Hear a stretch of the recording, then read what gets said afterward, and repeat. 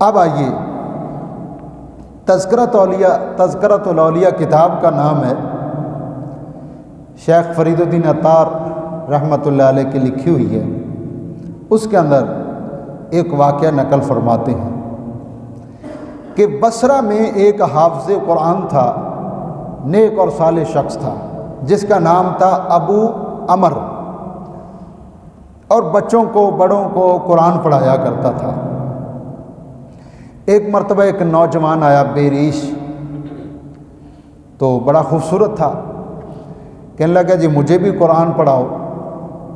اس نے بچے کی طرف دیکھا اور خیانت کی نظر سے دیکھا۔ اس کی نحوست کا یہ اثر ہوا کہ وہ سارے کا سارا قرآن بھول گیا تھا، حافظ قرآن۔ اب بڑا پریشان ہوا کہ اتنی ایک بڑی نعمت تھی، اللہ نے مجھ سے چھین لی، بہت پریشان ہوا۔ اور وہ دور تھا حضرت امام حسن بصری رحمۃ اللہ علیہ کا۔ وہ شخص جو حافظ قرآن تھا، ابو عمر، حضرت شیخ حسن بصری رحمۃ اللہ علیہ کی خدمت میں حاضر ہوا اور ساری کیفیت عرض کی، حضور مجھ سے یہ غلطی ہو گئی ہے۔ کیونکہ جب بندہ کسی ظاہری طبیب کے پاس جاتا ہے جو بدن کا علاج کرے، اس کو ساری حقیقت بتاتا ہے، اگر چھپائے تو علاج نہیں ہوتا۔ اسی طرح جو روحانی طبیب ہوتے ہیں، ان سے بھی علاج تب ممکن ہے جب سارا کچھ بتا دیا جائے کہ حضرت مجھ سے یہ غلطی ہوئی ہے اور میری کیفیت یہ ہوگی کہ میں قرآن بھول گیا۔ آپ نے فرمایا کہ حج کا زمانہ قریب ہے، تیاری کرو، پہلے جا کر حج کرو، حج کرنے کے بعد مسجد خیف میں چلے جانا، اور وہاں تمہیں ایک بوڑھا شخص نظر آئے گا، اور اس کا وقت ضائع نہ کرنا۔ جب دیکھنا کہ لوگ چلے گئے، تنہائی میں اسے اپنی بات بتا دینا، وہ تمہارے لیے دعا کرے گا، بیڑا پار ہو جائے گا۔ جلدی سے تیاری کی، حج کے لیے روانہ ہو گیا، حج کیا۔ حج کرنے کے بعد مسجد خیف میں پہنچا تو ابھی نماز کا وقت نہیں ہوا تھا، تو وہ بزرگ انہوں نے بتایا تھا کہ وہ محراب میں بیٹھا ہوگا۔ دیکھا تو واقعی محراب میں ایک بوڑھا شخص بیٹھا ہوا ہے، نورانی چہرہ، یہ بھی جا کے بیٹھ گیا، اور بندے بھی بیٹھے ہوئے تھے۔ دیکھا ایک اور شخص بزرگ آئے، لوگ اس کی تعظیم کے لیے کھڑے، وہ بھی وہاں بیٹھے۔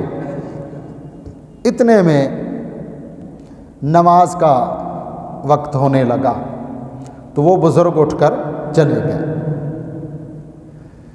ادھر سے نماز ادا کی، نماز ادا کرنے کے بعد لوگ چلے گئے، اور وہ بزرگ اکیلے محراب کے اندر بیٹھے ہوئے ہیں۔ یہ فوراً چلا گیا، سلام کیا، عرض کیا حضور بڑی دور بصرے سے آیا ہوں، حج کیا، حج کرنے کے بعد آپ کی خدمت میں آیا ہوں، اور مجھ سے یہ خطا ہو گئی ہے، غلطی ہو گئی ہے۔ آپ اللہ کے مقبول بندے ہیں، میرے لیے دعا کر دیجئے تاکہ اللہ پاک مجھ پر راضی ہو جائے، یہ قرآن کی جو نعمت تھی مجھ سے چھن گئی، مجھے واپس مل جائے۔ ان بزرگوں نے آسمان کی طرف دیکھا، دعا کی، اور کیا دیکھتے ہیں کہ آنن فانن اسے سارا قرآن یاد ہو گیا۔ اللہ اکبر، یا رسول اللہ صلی اللہ علیہ وسلم، یا تو قرآن یاد ہونا تھا کہ فوراً قدموں میں گر گیا، بوسے لینے لگا، کہنے لگا حضرت آپ نے کرم فرمایا ہے، مہربانی فرمائی ہے، اللہ آپ کو سلامت رکھے۔ انہوں نے کہا پہلے تو یہ بتاؤ کہ اتنی دور بصرے سے یہاں آئے ہو، اور پھر میرا کس نے بتایا ہے؟ میرا کس نے بتایا؟ بتاؤ وہ کون ہے جس نے میرا راز کھولا ہے؟ کہنے لگا جی وہ حضرت امام حسن بصری ہے، ان کے سامنے اپنا مسئلہ میں نے یہ بیان کیا تو انہوں نے فرمایا کہ حج کا زمانہ قریب ہے، حج کرنے کے بعد مسجد خیب میں چلے جانا، ان بزرگوں سے جا کر ملنا، دعا کریں گے، تمہیں یہ مراد تمہاری پوری ہو جائے گی۔ رونے لگ گئے کہ آج تک راز چھپا ہوا تھا، حسن بصری نے راز فاش کر دیا ہے، اور آج میں بھی حسن بصری کا راز فاش کرتا ہوں۔ اور کہنے لگا کہ ابھی تھوڑی دیر جو پہلے بزرگ آئے تھے جانتا وہ کون تھے؟ کہنے لگا نہیں میں نہیں جانتا۔ کہنے لگے وہ حسن بصری تھے، بصرے کے اندر ظہر کی نماز پڑھ کر یہاں آتے ہیں، میرے ساتھ گفتگو کرتے ہیں، جب نماز کا وقت ہوتا پھر بصرہ میں واپس چلے جاتے ہیں۔ اللہ اکبر! کہاں بصرہ، کہاں مکہ المکرمہ؟ تو فرمایا کہ جس کا امام اتنی بڑی شان کا مالک ہو، اس بندے کو دوسرے سے دعا کرانے کی کیا ضرورت ہے؟ اللہ اکبر! وہ بزرگ یعنی چھپے ہوئے تھے، کسی کو کوئی پتہ نہیں تھا۔ تو میرے دوستوں اور بزرگوں، اس واقعے سے ہمیں کیا سبق ملا؟ نمبر 1، بد نگاہی سے آفتیں اور پریشانیاں آتی ہیں، علم بھی بندہ بھول جاتا ہے، قرآن بھول جاتا ہے۔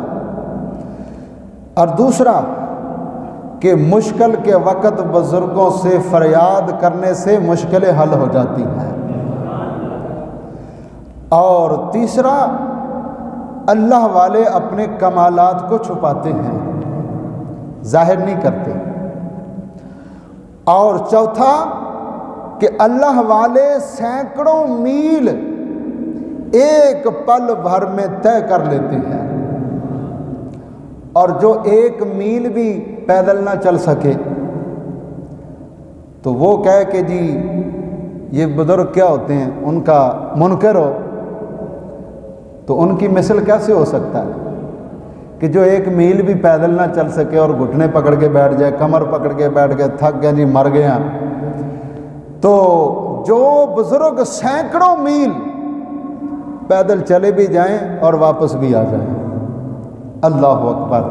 تو پتہ چلا اولیاء اللہ کی بڑی شان ہے، اور ان کی خدمت میں حاضر ہونے سے بڑی بڑی مشکلیں آسان ہو جائیں۔